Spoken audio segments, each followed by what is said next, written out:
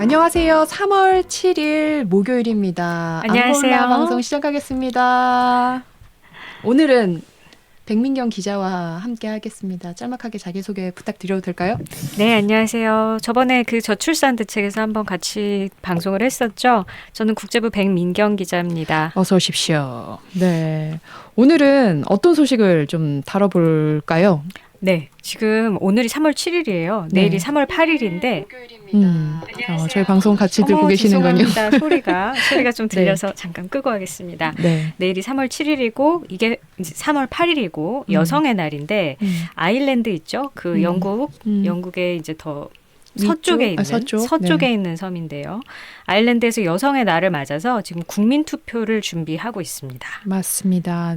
그 말씀하셨던 것처럼 이제 내일이 바로 국제 여성의 날인데요. 뭐 잠깐 언급하자면 사실 여성의 날이라고 하면 빵이랑 장미가 이제 유명하잖아요. 그 배경이 어떻게 됐냐 하면 이제 1908년 3월 8일 미국 여성 노동자들이 뉴욕 루트커스 광장에 모여서 우리에게 빵과 장미를 달라 이제 요구를 했던 거예요. 그런 시위에서 유래를 했는데 여기서 말하는 빵은 남성과 비교해서 저임금인 그 생존권을 의미하는 거고 장미는 참정권을 의미하고 있습니다.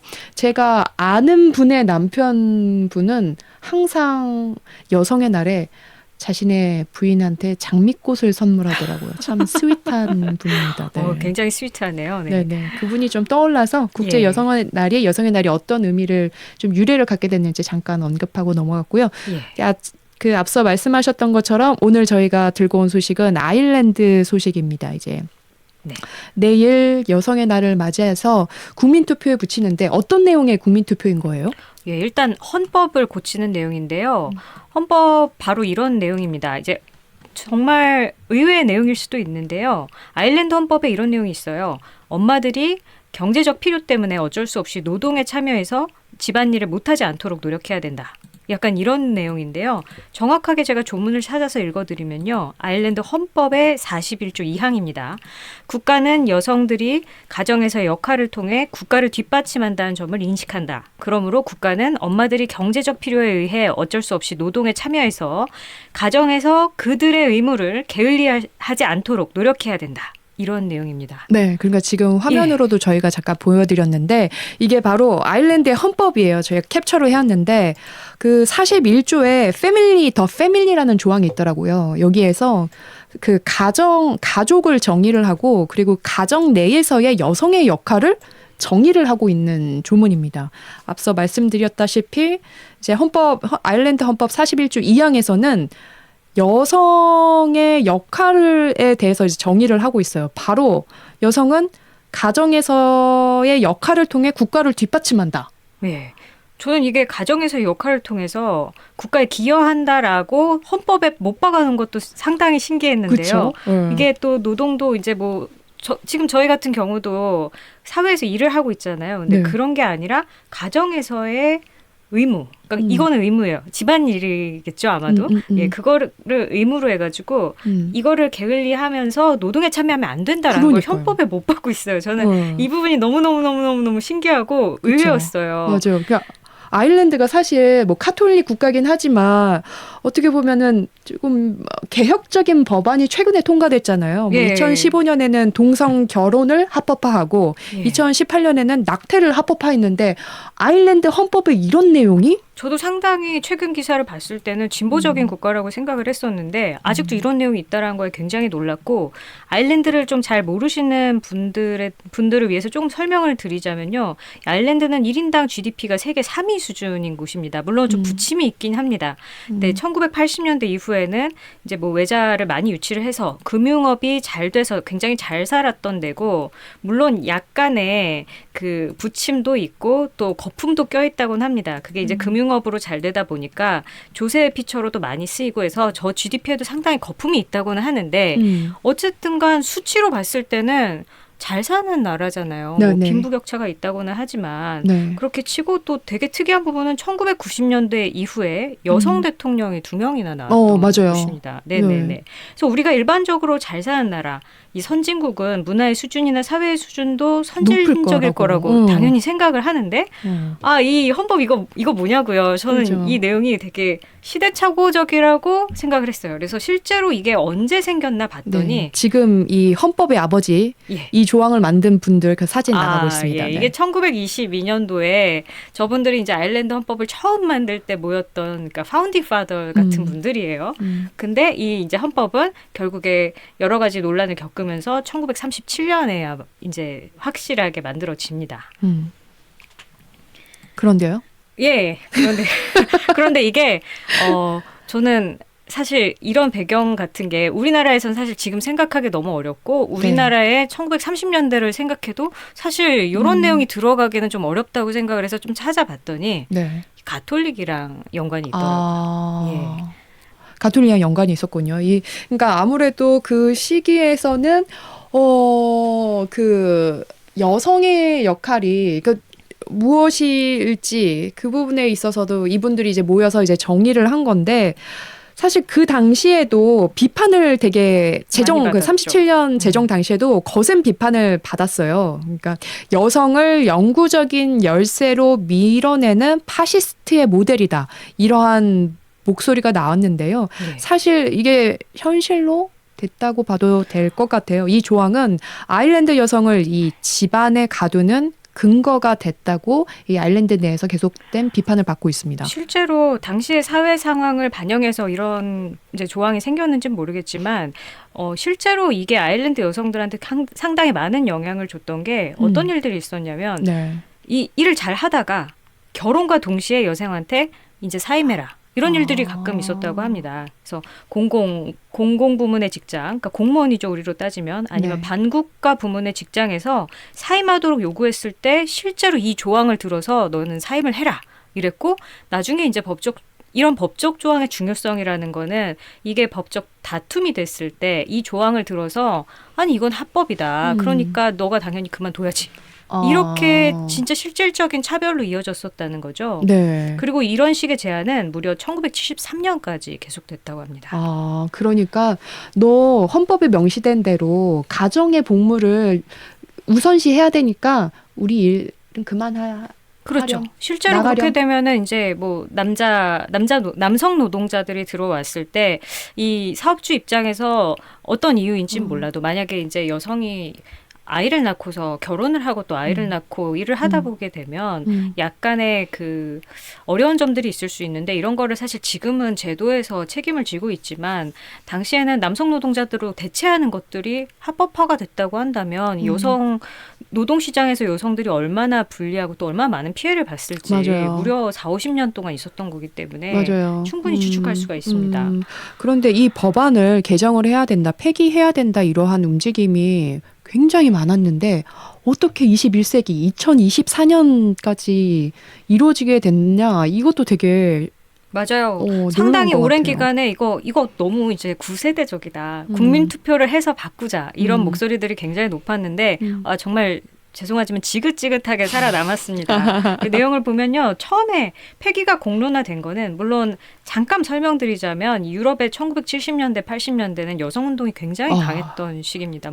프랑스의 1968년, 68혁명 이런 때를 또 생각하지 않아도 굉장히 여성들의 그 인권과 권리 신장 같은 것들이 많이 높아지고 또 노동권이 확 보장이 되던 시기였는데요.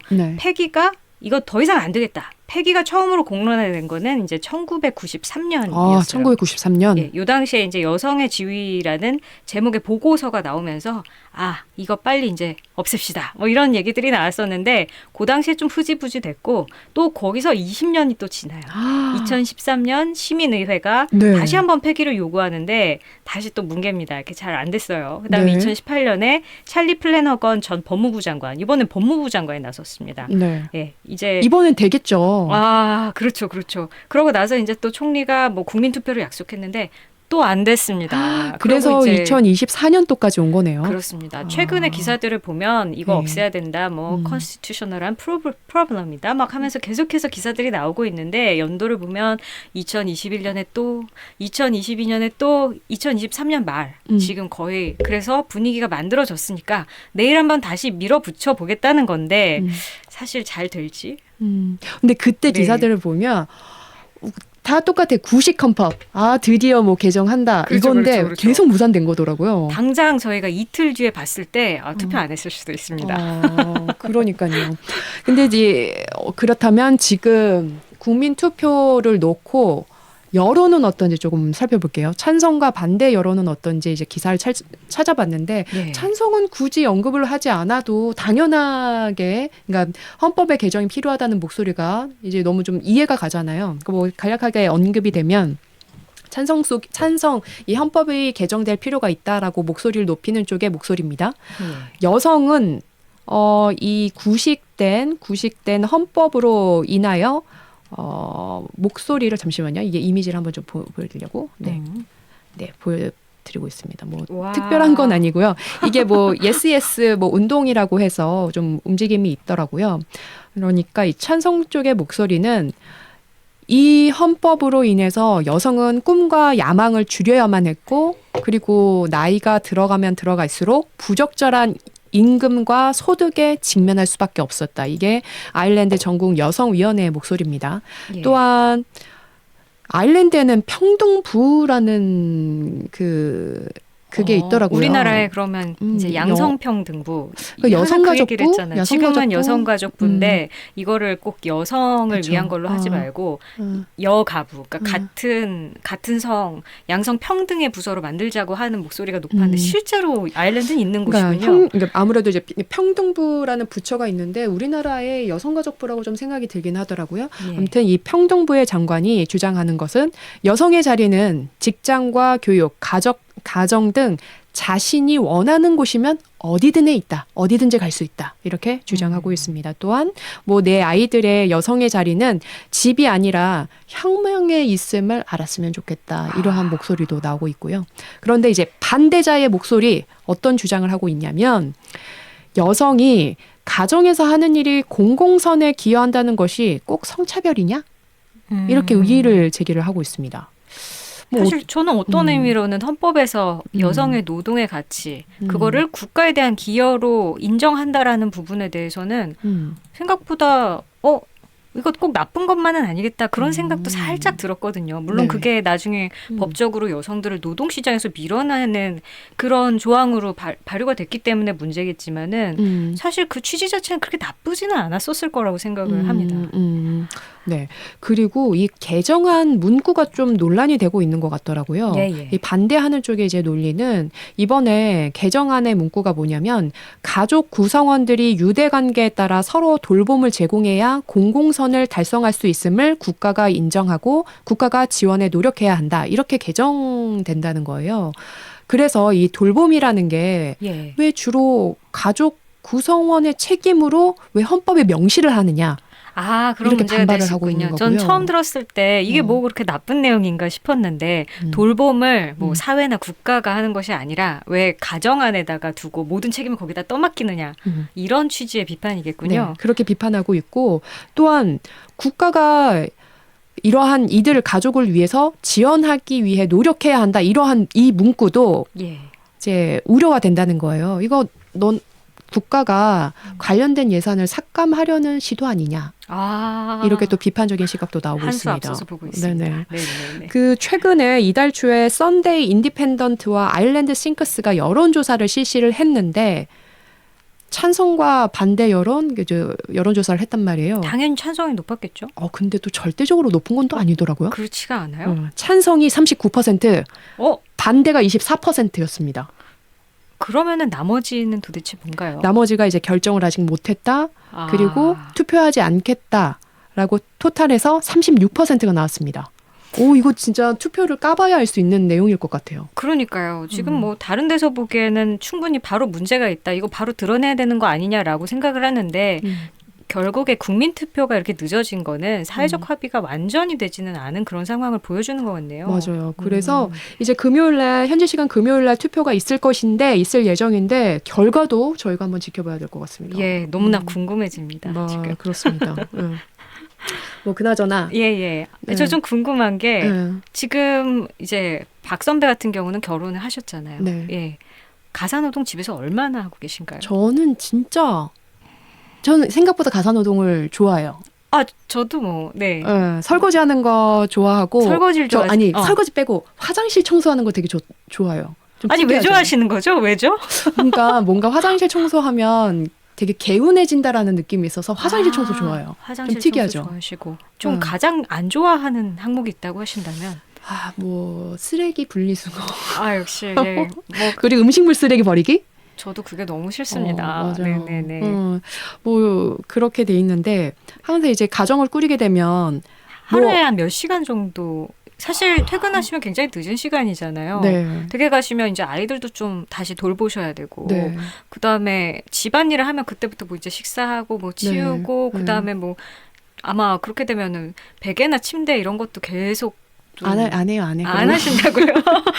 그래도 몇 주에 한 번씩은 한번 그렇죠. 하셔야 될 거고 그렇죠. 또 아이들이 뭐 아직 어리거나 하면 뭐 기어다니는 애들도 있을 거고 하니까 또 바닥 청소 되게 열심히 한다고 들었는데 실제로 그런가요? 바닥 청소는 로봇이 합니다. 요즘은 다 그렇군요. 현대화돼서요. 이런 거는 다 이제 로봇에게 맡겨야 됩니다. 실제로 그러면 몇 시간 정도 할애를 하시나요? 저희가 따져봤을 때 아무래도 이제 아기가 어리다 보니까 퇴근하면 진짜 아이 하원을 하게 되면 그때부터는 제 개인 생활이 없거든요. 제 개인 시간이 하원부터 없어서. 포함시키셔야죠, 사실. 그러니까 하원부터 이제 개인 생활이 없기 때문에 보통 이제 아기 밥 먹이고 뭐 제 밥도 먹고 뭐 남편 밥도 차려주고 예. 하고 뭐 설거지 하고 뭐 목욕 시키고 하다 보면 뭐 한 4시간 정도는 걸리는 것 같아요. 하루에. 4시간밖에 안 걸리시나요? 4시간 밖에라뇨.